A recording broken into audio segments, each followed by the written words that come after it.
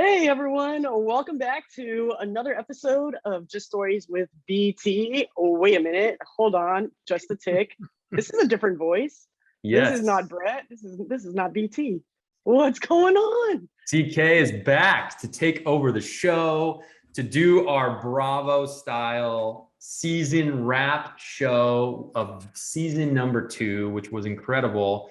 So I'm so excited that you're back, CK. Welcome. Yeah, thank you. I'm excited to be back, and it was such a phenomenal season. I know I actually have a question for you before we move on, and I can talk about the season for hours and days even. So before we dive in, can you remind us what season 2 was all about and what inspired you to do this? Yeah, great question. And it's interesting. This is probably an explanation that people may not expect, but actually, the inspiration for this station came from my ex-wife, who's Oh, one of my best friends. And obviously, we co-parent 2 kids together, and we're very close. And she actually brought it up. I don't know, almost done with season 1. I think I had recorded 6 or 7 episodes, and I was trying to think about what I should do for season 2. And she just kind of off the cuff was like, well, you did only have like 1 female on out of all the CEOs. And I was like, yeah, that's right. And she's like, and isn't your industry like very underrepresented? It's like, yeah. And then she's like, isn't your whole team basically females? I'm like, yeah. I'm like, yeah, this is actually good. And I'm like, wait a minute, like there's something here. So that kind of sparked the idea in my head, and I started thinking about it. And then we had a bunch of conversations about for you, like trying to like mentor you in this industry and get allow you to meet new people, and hey, who do you look up to and who can you listen to? And the reality is that there's so many industries out there that are really underrepresented, whether it's male, female, whether it's your ethnicity, whether it's whatever. And the reality is that a lot of times these leadership roles, they don't align with the customer base. So let's use the mattress industry as a perfect example of where you've got all of these old white dudes running this industry, and yet the consumer base is obviously basically 50-50, but typically in most relationships, the female or person identifying as female makes like 80-90% of the buying decisions, right? And so you've got this, the main person making the buying decision is nowhere to be found in leadership of all these companies, which if you think about it, like makes 0 sense, right? yeah. And so the idea was, hey, maybe I can get some really powerful and awesome female executives in these underrepresented industries to just come on and enlighten myself and anyone else on like, hey, how did you get in that industry? How did you make it past all of these hurdles? What were the hurdles? And then tell us, like what were your lessons and how do we get more people like you into leadership, because we desperately need it in all of these industries. That was the idea. And I knew a couple, amazing women that I had met. And I was like, okay, I think I have a couple lined up. So I thought maybe I'd do 4 or 5 episodes, honestly. Like I didn't really plan it out too much longer than that. And obviously we ended up doing 14 or 15 episodes. And it was really cool because it was like one would get recorded, and then I would meet someone, or someone would connect on social media, or someone who I was on the show was like, oh, you got to talk to so-and-so. And I would be like, well, do you know so-and-so? Yeah, I do. I'll connect you. It was so much easier than I think the first time when I was just like cold DMing people. But the idea being, what I thought was, hey, let's just have a cool platform in this great discussion. It honestly turned out to be what I consider to be like a life-changing event, because Yeah. there are so many inspirational parts of these episodes.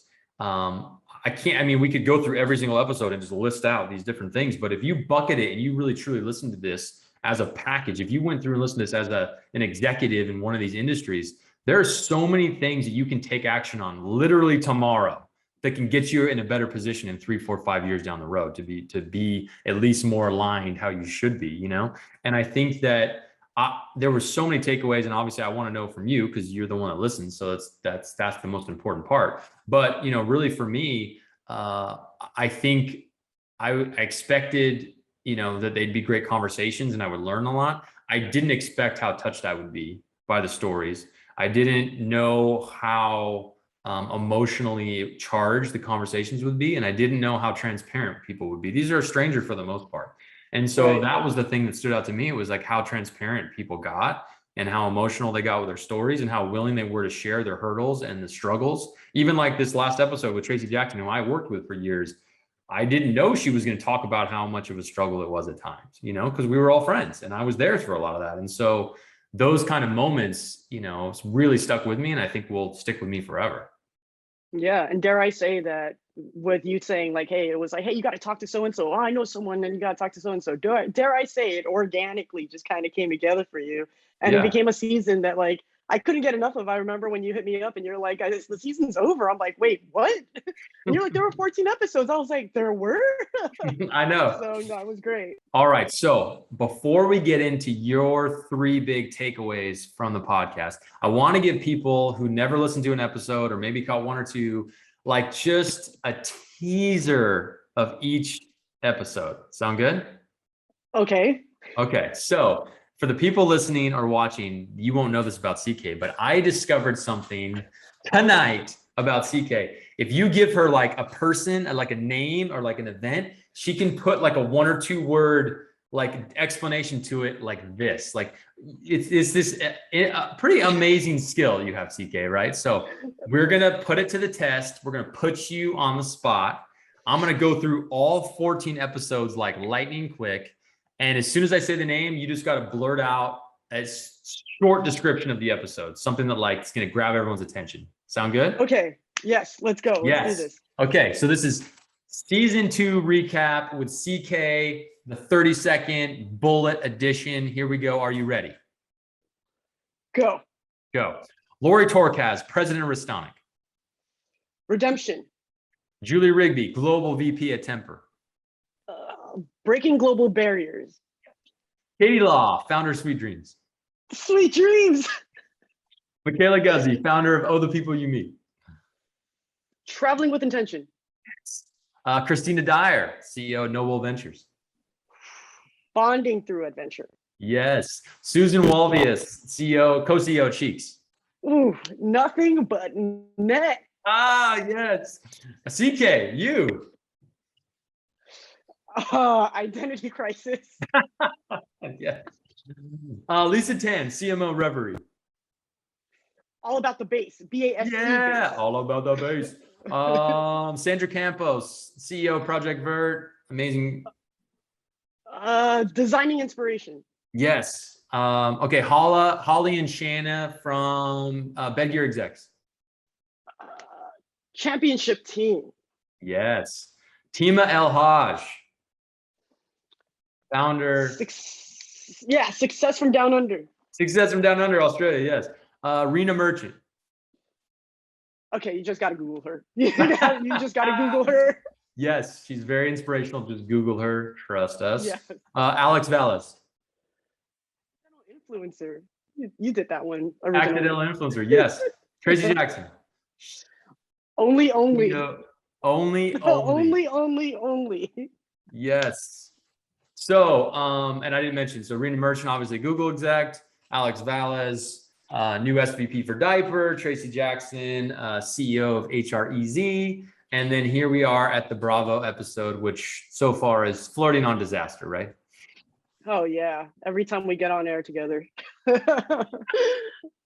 Awesome. All right. So now we're officially ready to get your feedback. What were your big takeaways? I think I'm going to try to do this again, I can talk about all these episodes for hours. There was so much, but one of the first takeaways I got in just hearing all these stories is that confidence. And I don't know how to say it. It's not arrogance, right? It's not this like false belief that, you can do anything and everything, but it's this confidence, and you can hear it in the way that every guest on every episode is speaking. They have this confidence in who they are and what they're capable of, what their potentials are, despite any of the challenges. And it's kind of just as simple as that. When you are on the phone with someone, if they're smiling, if you're watching right now, that's a different story. But if you're listening, you might hear a difference in my tone right now just because I just started smiling. And if that can be carried on through just sound and voice, like imagine what body language can do. And a few different people in these episodes have mentioned that, right? And so something about that confidence of knowing, despite what maybe inequalities are out there right now that we're trying to balance out, or any other struggles to each person individually. Having that confidence yourself first goes a long way. That's like the first step. And that's how you present yourself. So that was one key takeaway, is never forget Love to it. have confidence in yourself first. Yeah. Yeah, and then the second takeaway is resilience. It's resilience. You know, there's something to be said about the stories of these failure stories, if you will. Failure. I'm going to put air quotes around the word, because it's not really failure if you're learning from it and you turn it into an opportunity, right? And what it is I'm seeing and hearing all these different stories about resilience, from like, you can't travel if COVID has locked everyone and everything down. So what do you do in that situation? And that's an example from, episode with Michaela. So like, just examples like that of resilience, like roadblocks, challenges, they happen to everybody. They happen to you, Brett. They happen to me. They happen, in different times of your life. It might not even have to do with work.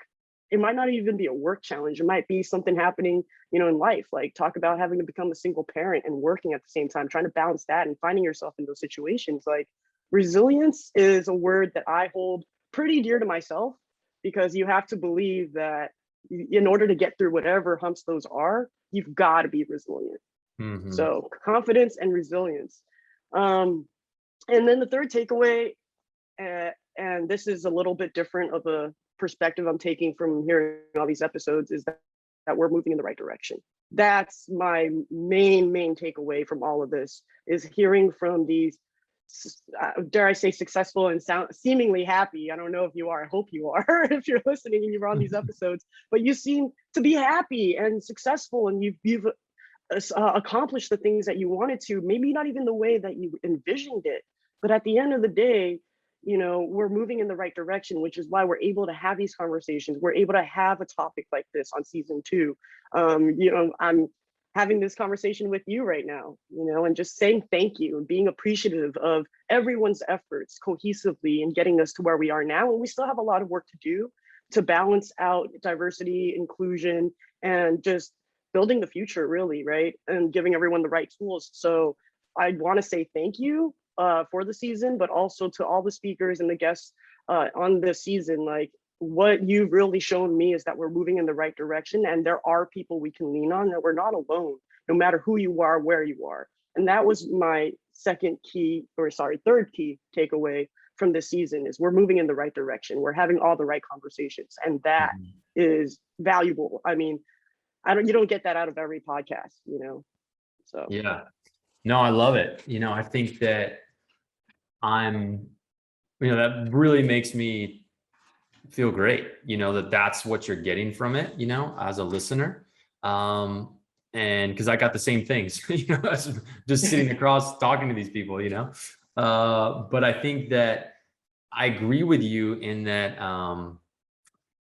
every time I would ask at the end, right, for advice, I'd always say, hey, if you're going to give someone advice, maybe you're going to give a young lady advice on like, hey, I want to go into an industry that's maybe underrepresented, or I'm going to give my younger self advice, right?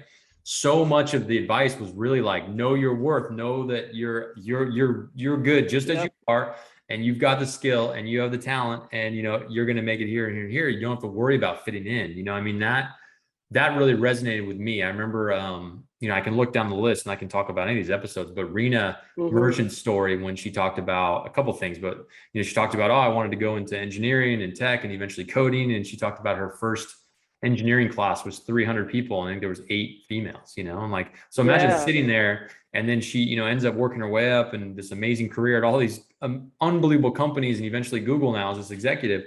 But she said, hey, as early on in my career, I had to be somebody else because I thought I needed to be that person to fit in.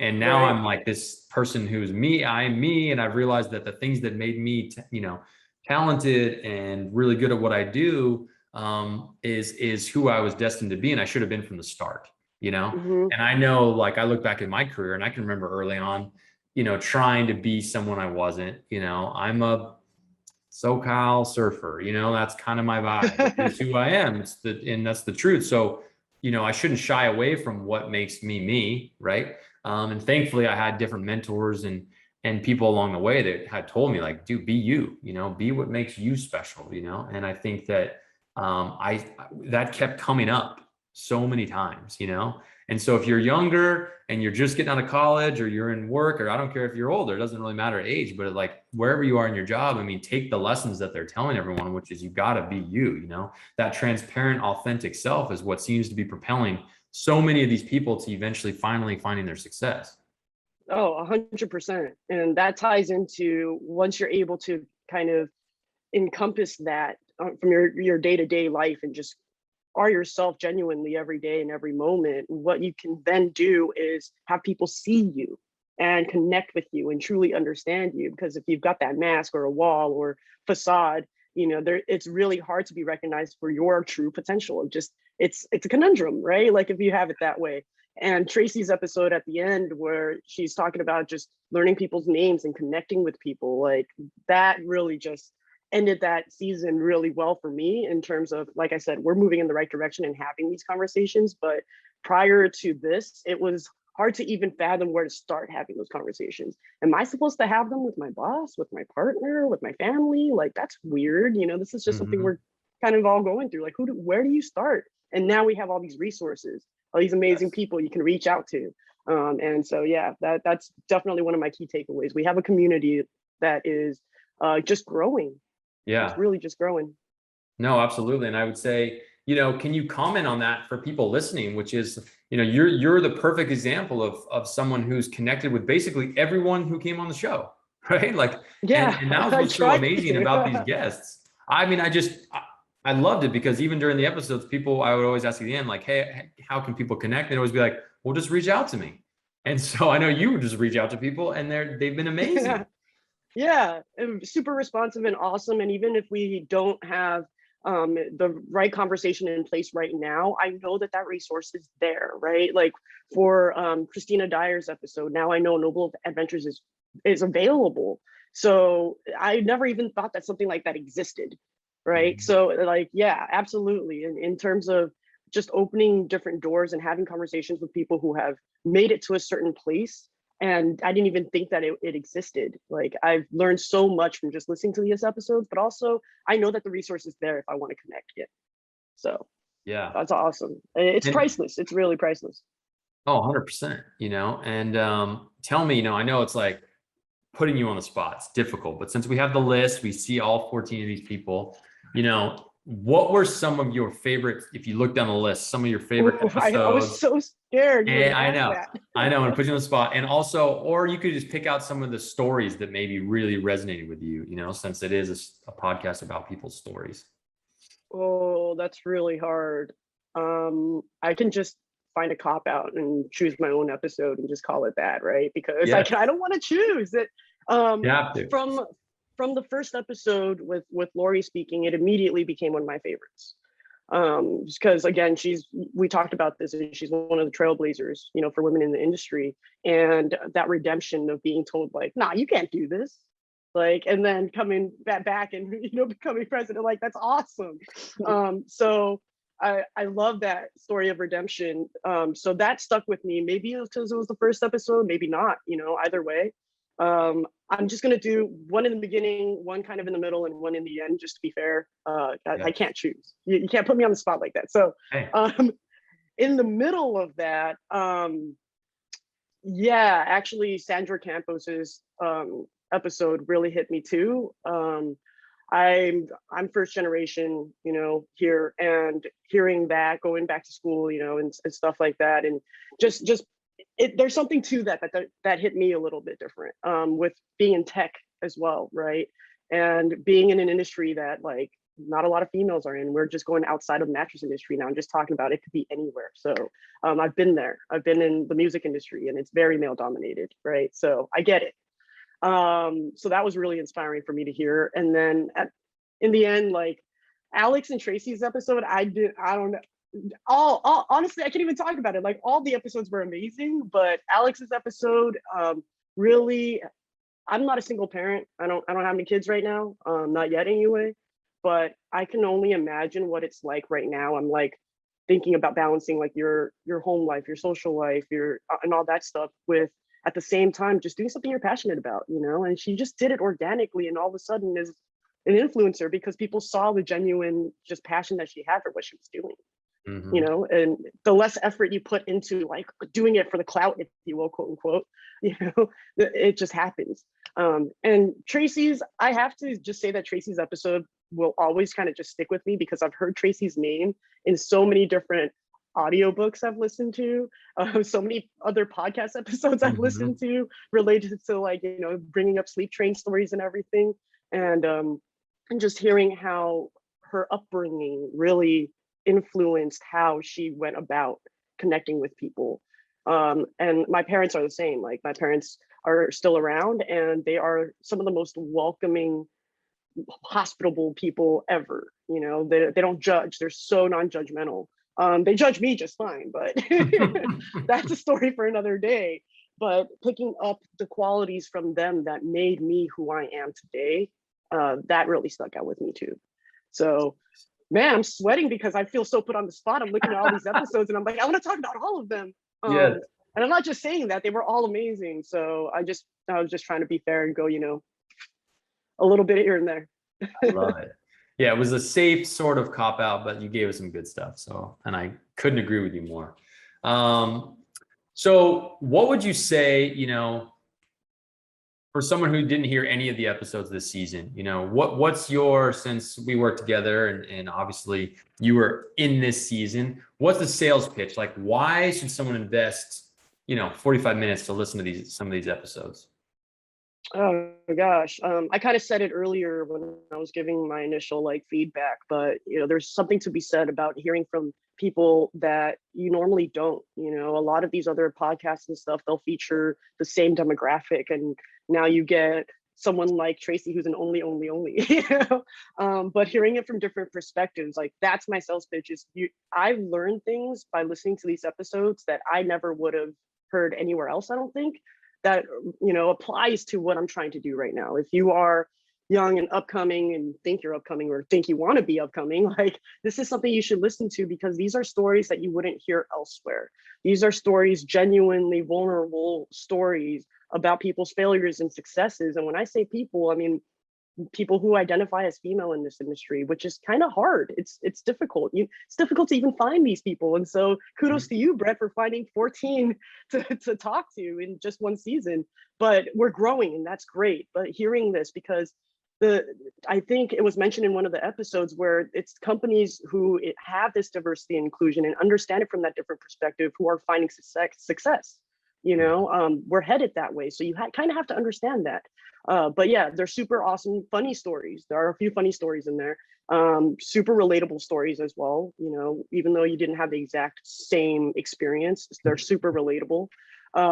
Yeah, I don't have the experience of leaving my phone in an Uber or a taxi cab, but you know, not yet. Don't I know want there's so many good ones. Yeah, That but was yeah, amazing. no, That's a it's way better great. pitch than I could have given, myself. So I appreciate it. And I thank you so much, for your support.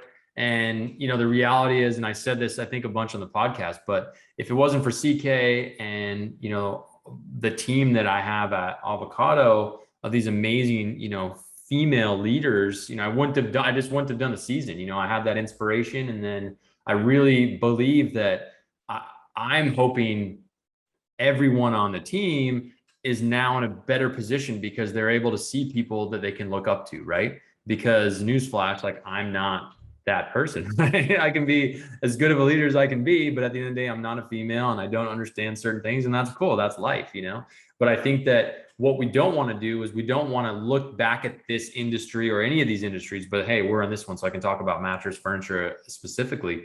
We don't want to look back in 5 years and be sitting here.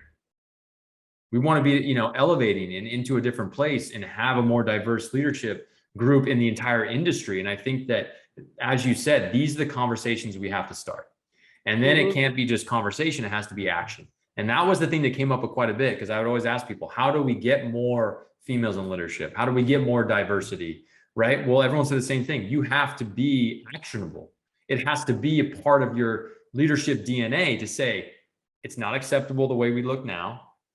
We have to make steps to do this. So that means we have to look into different places to recruit. We have to go into different job portals. We have to go to different universities in different areas of town, like whatever it is, to start recruiting. And then once we do find people who might fit into these only categories or only other categories. Well, then we need those people to also help recruit in those specific areas, because there was a lot of, whether it was Katie or a lot of different people said, hey, I found a lot of success once I was there, because then it was like I was able to, directly recruit people who, went to the same things and did the same things as I did. And so it's like, okay, it all seems relatively clear and simple, but yet there's still so many that aren't doing it. And I think that these people showed a really cool roadmap that just takes effort. But at the end of the day, there's really no excuses that any company shouldn't be doing this.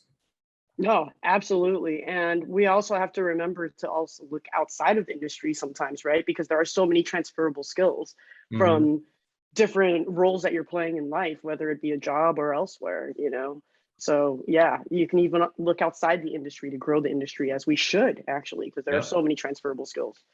100%. Yeah. And we have to do, one of the other things that came up a lot too was making sure that we start marketing it, so you can't just, and to other segments, and you got to get people who go out of their way to say like, hey, over here, we actually have this really cool industry.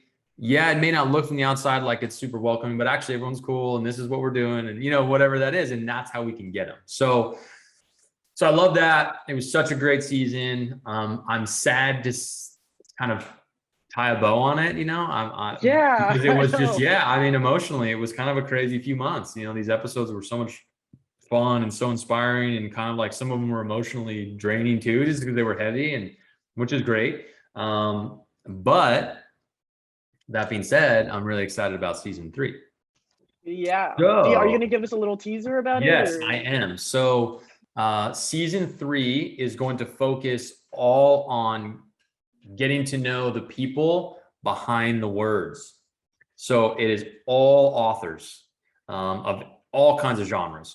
And I've already recorded the first 4 episodes. It's unreal, blowing my mind, the stuff I'm learning. So, these will be from all different genres, all different types of industries, but ultimately these are books that everybody who listens to this podcast, I firmly believe, like, you need to read this book, listen to the book, whatever it is. And so we give 10,000 foot views, kind of stories around the book, but really it's a chance to meet these authors and like what got them to write, right? What was the tipping point that actually made them put pen to paper? How do they do it?